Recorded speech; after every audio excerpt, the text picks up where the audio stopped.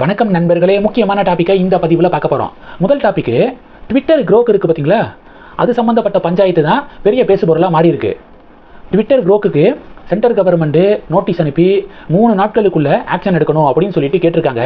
இப்போ ட்விட்டர் க்ரோக் என்ன பண்ணியிருக்காங்கன்னா, சம்மந்தப்பட்ட ஐடியை நாங்கள் பிளாக் பண்ணுறோம் அப்படின்னு சொல்லிட்டு இப்போ அதிரடியாக அறிவிச்சிருக்காங்க ட்விட்டர் க்ரோக்கு. பின்னணி என்ன?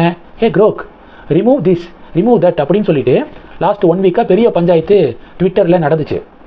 உதாரணத்துக்கு பாலிடிக்ஸை பொறுத்த வரைக்கும் பொலிட்டீஷியன்ஸுடைய புகைப்படத்தை போட்டு இதில் இன்டெலிஜென்ட்டான பொலிட்டீஷியனை மட்டும் வச்சுக்கிட்டு மீதி எல்லாத்தையும் ரிமூவ் பண்ணுங்க அப்படின்னு கேட்குறது. அதுக்கு பதிலாக ட்விட்டர் க்ரோக்கு அப்படி ஆன்சர் பண்ணோம். மோஸ்ட் கரப்ட் யார் இதில் இருக்கக்கூடிய பொலிட்டீஷியன்ஸில், அவங்கள மட்டும் வச்சுக்கிட்டு மீதி எல்லாத்தையும் ரிமூவ் பண்ணுங்க அப்படின்னு கேட்டால் அதுக்கு தக்கவாறு பதில் கொடுக்கும் ட்விட்டர் க்ரோக்கு. இது பஞ்சாயத்து இல்லை. ஆனால் இந்த ரிமூவ் அப்படிங்கிற இந்த விஷயத்தை நிறைய பேர் மிஸ்யூஸ் பண்ணுறாங்க அருவருக்கத்தக்க வகையில். பெண்களுடைய புகைப்படம் அப்படின்னா இந்த கிளாத்தை ரிமூவ் பண்ணி அந்த கிளாத்தை போடுங்க, அந்த ட்ரெஸ்ஸை போடுங்க, இந்த ட்ரெஸ்ஸை போடுங்க அப்படின்னு சொல்லிட்டு பெண்களை மிஸ்யூஸ் பண்ணுற மாதிரி இருக்குது இந்த ரிமூவ் அப்படிங்கிற இந்த புது கேட்டகரி அப்படின்னு சொல்லிட்டு சென்ட்ரல் கவர்மெண்ட்டுக்கு நிறைய கம்ப்ளைண்ட்ஸ் போயிருக்கு. சென்ட்ரல் கவர்மெண்ட்டு ட்விட்டர் க்ரோக்கு கிட்ட இது சம்மந்தமாக ஆக்ஷன் எடுக்கணும் அப்படின்னு சொல்லிட்டு நோட்டீஸ் அனுப்பியிருக்காங்க. 3 நாட்களுக்குள்ளே ஆக்ஷன் எடுங்கன்னு சொல்லியிருக்காங்க. இப்போ ட்விட்டர் க்ரோக்கு இது மாதிரி பெண்களுடைய புகைப்படத்தை ஷேர் பண்ணி இவங்களுடைய ஆடைகளை சேஞ்ச் பண்ணுங்க அப்படின்னு சொல்லிட்டு வல்கராக யாரெல்லாம் கேட்டிருக்காங்களோ ட்விட்டர் க்ரோக்கு கிட்ட அந்த ஐடி ரிமூவ் செய்யப்படும், அந்த ஐடியே நீக்கப்படும் அப்படின்னு இப்போ க்ரோக்கு அறிவிச்சிருக்காங்க. இது முதல் டாப்பிக்கு.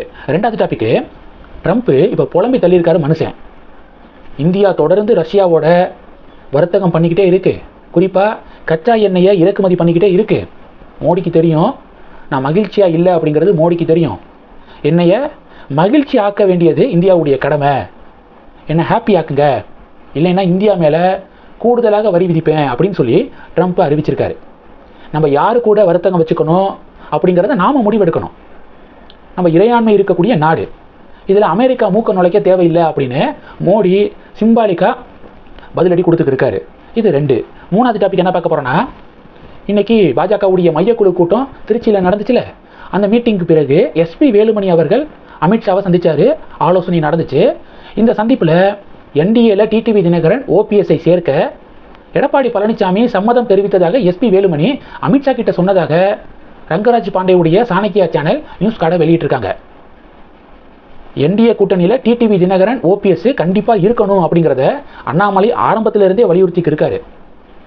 அதில் பாஜகவுடைய மேலிடமும் திட்டவட்டமாக இருந்திருக்காங்க. அதிமுக கிட்ட தொடர்ந்து இதை வலியுறுத்திக்கிட்டே இருந்திருக்காங்க.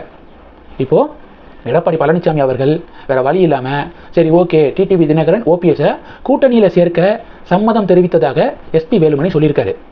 இது 3வது டாப்பிக்கு. 4வது டாபிக் என்ன பார்க்க போகிறோன்னா, உலகம் உங்கள் கையில் அப்படின்னு இன்றைக்கி முதல்வர் மடிக்கணினி வழங்கக்கூடிய திட்டத்தை தொடங்கி வைக்கிறாரு. 20 லட்சம் லேப்டாப்ஸாம்.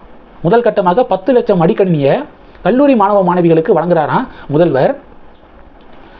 கல்லூரி மாணவ மாணவிகள் அப்படின்னு சொல்லும்போது கவர்மெண்ட் காலேஜஸ், அரசு மெடிக்கல் காலேஜ், அரசு பொறியியல் கல்லூரி, அரசு வேளாண் துறை, agriculture, law, arts and science, அப்படி அரசு கல்லூரிகளில் படிக்கக்கூடிய மாணவ மாணவிகளுக்கு தான் இந்த திட்டம் பொருந்தும் அப்படின்னு தமிழக அரசாங்கம் அறிவிச்சிருக்காங்க. எதிர்க்கட்சிகள் ஆட்சிக்கு வந்தோடனே லேப்டாப் வழங்குவேன் அப்படின்னு திமுக சொன்னிச்சு. கடந்த 4 வருடங்கள் அதை பண்ணவே இல்லை.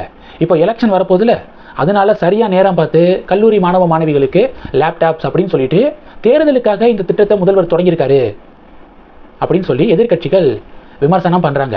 இந்த டாபிக்ஸ் எல்லாத்தையும் பற்றி உங்களுடைய பார்வைகளை மறக்காமல் கமெண்ட் பண்ணுங்கள். தொடர்ந்து கனெக்டில் இருங்க. அடுத்தடுத்து நிறையா பதிவுகளை பார்க்க போகிறோம். நன்றி. ஜெய் ஹிந்த்.